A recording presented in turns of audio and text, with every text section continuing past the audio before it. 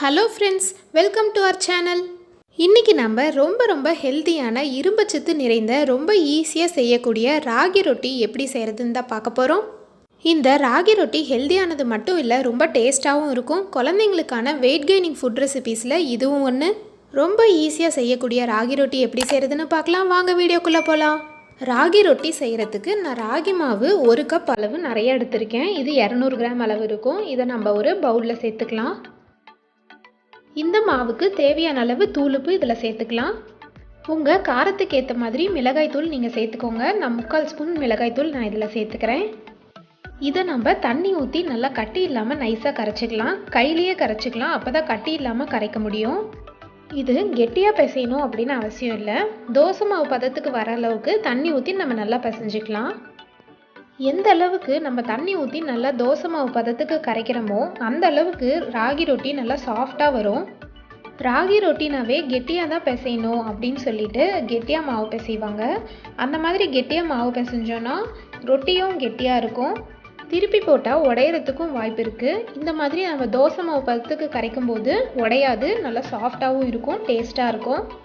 பாருங்கள், கட்டி இல்லாமல் நல்லா நைஸாக கரைச்சாச்சு. இந்த பதத்தில் இருக்கணும். ரொட்டி நல்லா சாஃப்டாக இருக்கும். இதை ஒரு அரை மணி நேரம் நம்ம அப்படியே வச்சிடலாம். 2 பெரிய வெங்காயம் நான் பொடியாக கட் பண்ணி வச்சுருக்கேன். பூண்டு 4 பல்லு நான் பொடியாக கட் பண்ணியிருக்கேன். இது முருங்கைக்கீரை 2 கொத்து உருவி நான் கழுவி வச்சுருக்கேன். முருங்கைக்கீரை சேர்த்துக்கிட்டோன்னா ராகி ரொட்டி இன்னும் நல்லா டேஸ்ட்டாக இருக்கும். ராகி மாவு, முருங்கைக்கீரை எல்லாமே இரும்பு சத்து நிறைந்தது, அதனால் ரொம்ப ஹெல்தி. முருங்கைக்கீரை சேர்த்துக்கிறது ஆப்ஷனல் தான். இதுக்கு பதிலாக நீங்கள் கருவேப்பிலை கூட பொடியாக நறுக்கி நீங்கள் சேர்த்துக்கலாம். இதெல்லாம் நம்ம தாளித்து ராகி மாவில் சேர்த்துக்கலாம். தாளிக்கிறதுக்கு ஒரு பாண்டில் 1 டேபிள் ஸ்பூன் ஆயில் சேர்த்துக்கலாம். கடுகு கொஞ்சமாக சேர்த்துக்கலாம்.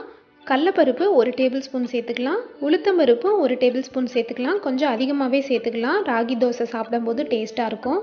ஜீரகம் ஒரு அரை டீஸ்பூன் சேர்த்துக்கிறேன். பெருங்காயத்தூள் 2 பிஞ்ச் அளவு சேர்த்துக்கலாம். பூண்டு இதில் சேர்த்துக்கலாம். அடுத்தது முருங்கைக்கீரையும் இதில் சேர்த்துக்கலாம். முருங்கைக்கீரை எண்ணெயிலேயே நல்லா வணக்கிக்கலாம். நல்லா மொறுன்னு வந்துடும்.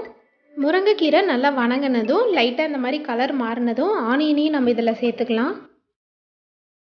ஆனியன் நிறைய சேர்த்துக்கிட்டோன்னா ராகி ரொட்டி நல்லா டேஸ்ட்டாக இருக்கும். ஆனியனுக்கு தேவையான அளவு தூளுப்பும் நம்ம இதில் சேர்த்துக்கலாம்.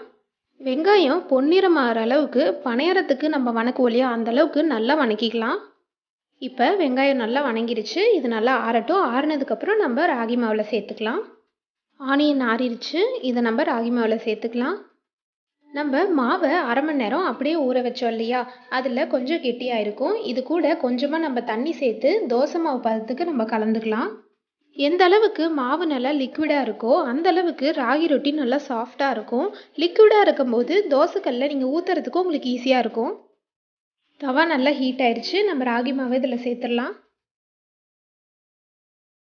மேலாப்பில் தோசை மாதிரி நல்லா ஸ்ப்ரெட் பண்ணி விட்டுறலாம்.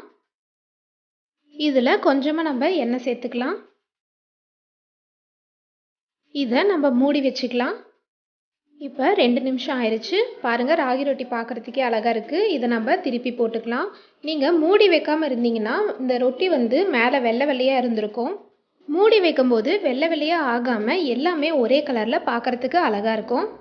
இது ராகி மாவுங்கிறனால வேகிறதுக்கு கொஞ்சம் லேட் ஆகும். ஒரு 5 நிமிஷம்னாலும் கொஞ்சம் நல்லா வேக வச்சு எடுத்துக்கோங்க. உடனே எடுத்திங்கன்னா மாவாக இருக்கும். பாருங்கள், இந்த மாதிரி நல்லா வெந்ததுக்கப்புறம் நம்ம எடுத்துக்கலாம். முருங்கைக்கீரை, கடலைப்பருப்புலாம் போட்டிருக்கவும் பார்க்குறதுக்கே அழகாக இருக்குது.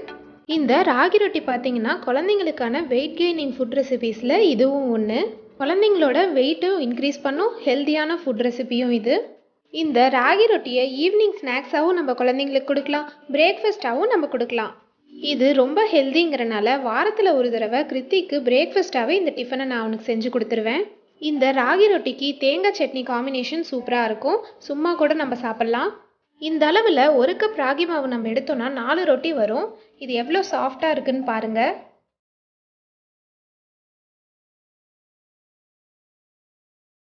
பாருங்கள் எவ்வளோ சாஃப்டாக இருக்குது, உடையாமையும் இருக்குது. ஈஸியாகவும் நம்ம செஞ்சாச்சு. குழந்தைங்களுக்கு நம்ம சின்ன வயசாக இருக்கும்போதே இந்த மாதிரி ஹெல்த்தியான ஃபுட்டெல்லாம் கொடுத்து பழகிட்டோன்னா பெரியவங்கள் ஆனதுக்கப்புறமும் இதெல்லாம் வேண்டான்னு சொல்லாமல் ஆசையாக விரும்பி சாப்பிடுவாங்க. நிறைய இரும்புச்சத்து நிறைந்த ஈஸியாக செய்யக்கூடிய இந்த ராகி ரொட்டியை நீங்களும் உங்கள் வீட்டில் கண்டிப்பாக ட்ரை பண்ணி பார்த்துட்டு எப்படி இருந்துச்சுன்னு எனக்கு கமெண்ட் பண்ணுங்கள். இந்த வீடியோ பிடிச்சிருந்தா நம்ம சேனலுக்கு சப்ஸ்கிரைப் பண்ணுங்கள். தேங்க்ஸ் ஃபார் வாட்சிங்.